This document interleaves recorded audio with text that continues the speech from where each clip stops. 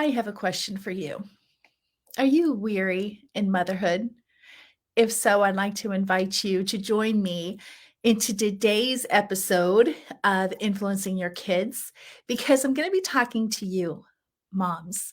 I'm going to be talking to you about something that's real dear to my heart and one of a journey that I've gone on. And it hasn't been a pleasant journey, but it does have a journey worth sharing with you.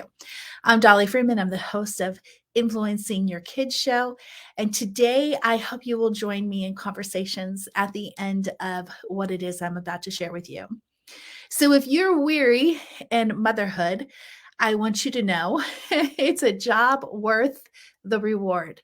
But it does, in fact, have a lot of weariness. In fact, we often call it being in the trenches. And depending on the ages of your children, this the stages that they're in, not that because they're no longer toddlers or infants, it doesn't mean that you don't grow weary. In fact, as your children grow, there are different phases that they go through that can weary us. And that's not even talking about the life demands that's going on within your four walls of laundry, of meals, of planning, of grocery shopping, of laundry, and the list goes on and on. Of course, we're weary as motherhoods. But what I want you to know is the devil wants to keep us there. I'm going to tell you a story about myself that I really do not like to share, but I know it's an important story that will help you to understand that this journey of motherhood is not only sacred, but it is a calling that we cannot do in our own strength. And in today's episode, I'm going to be talking about the number one things moms do wrong for themselves. So I want you to stay clear of believing in a lot of lies that are out there. And I want you to grab a piece of paper and a pencil because I'm going to be sharing some truths with you today. Now, number one, you have to understand that I not only grew weary in motherhood, but I lost my joy. I didn't understand what it was at the time. Some friends thought I might have been depressed, but I didn't follow any of the definitions of depression. What I found is that I was living the life that I had desired to live. Had an amazing husband who was supportive. We had a wonderful home. We had children, and we were homeschooling. And so I was living my life, but I was not happy in it. And if I was outside looking in, it would look perfect. But from the inside, I was just really falling apart. I was growing weary and I was feeding myself with the wrong mental foods. In that process of me one day just walking out of my family, taking the keys and going on a crying craze outside of our home, getting lost in the woods, and getting to this place where it was really leaning into my faith and I was really seeking the Holy Spirit to help me get through this. The thing that the Holy Spirit was showing me is that I had something missing in my life. There was a lot of lessons the Holy Spirit led me on, but in it, there was one lesson of that the Holy Spirit really wanted me to understand. And this one thing that was missing is one of the most important things that every Christian is missing. And it is the thing that leads us astray very quickly. We really work hard to become intentional Christians, intentional mothers, intentional parents, intentional homeschoolers, intentional in our work and in our relationships with our friends. But we are not intentional in this one thing. And this one thing is crucial. And that is leisure. We are given the 10 commandments. And one of those commandments is remember the Sabbath day and keep it holy. In that day, we're supposed to rest. And there are lessons we can see within the New Testament of Jesus walking away in what was often emotional times for him, or when he had just poured himself out to crowds and had really ministered to them, that he would walk away and have his alone time.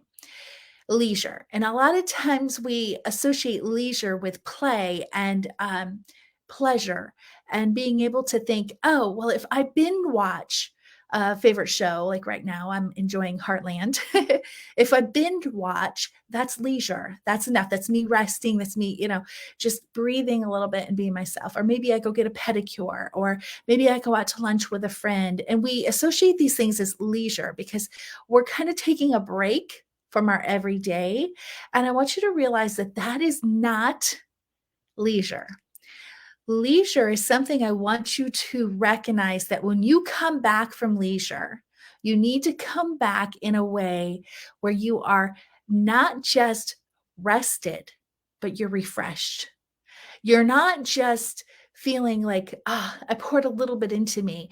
You actually have to have this new energy about yourself, this invigoration about yourself that will give you the ability to overcome the obstacles. It's within this leisure that will allow us to be persevering in what it is that is challenging and growing us weary in our life.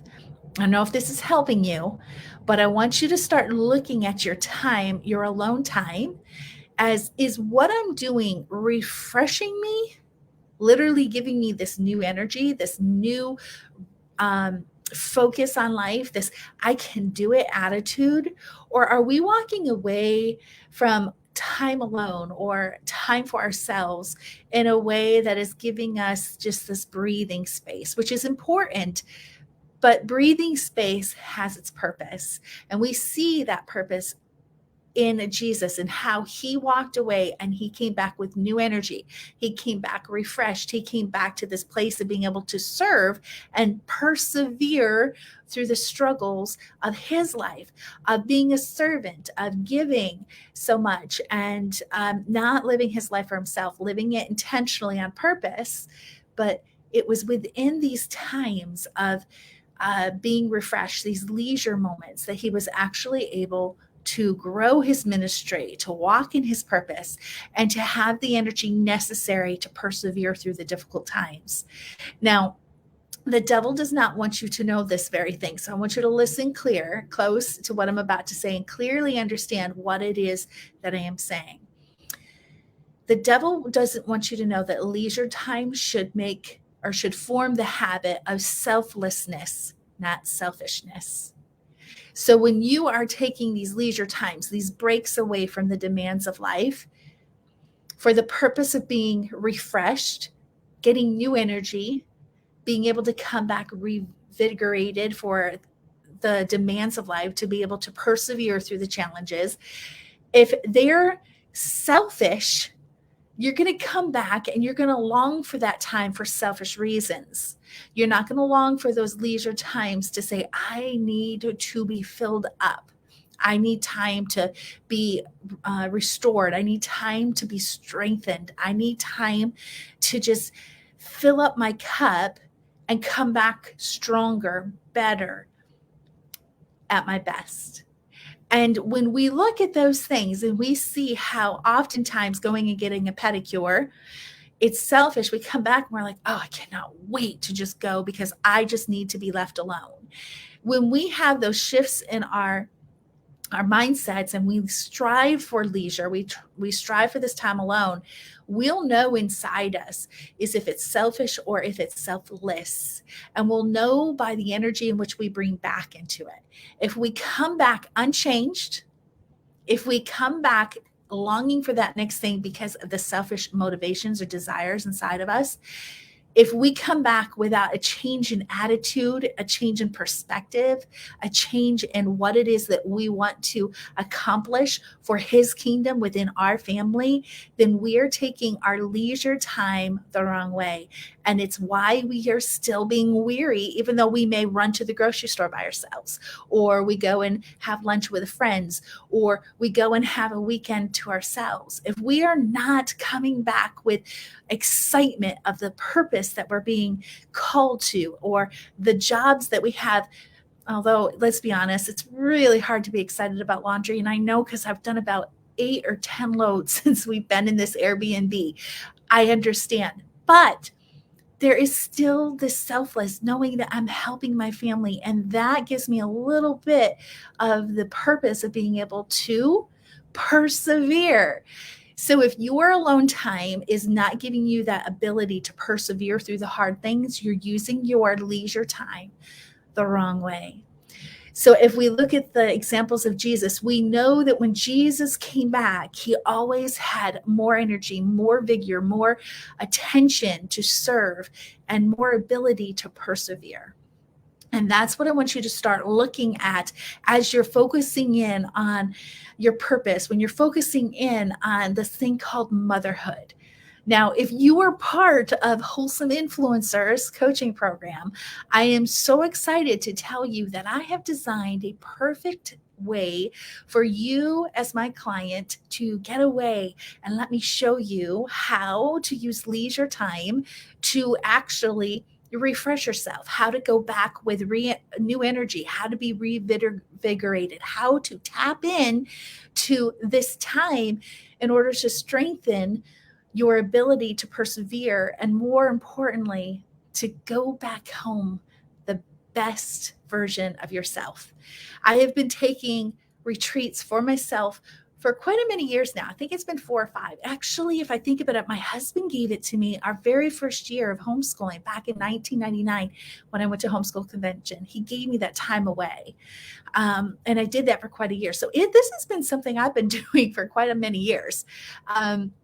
So for those who don't know, I started homeschooling in 1999. So that's quite a while ago of using this.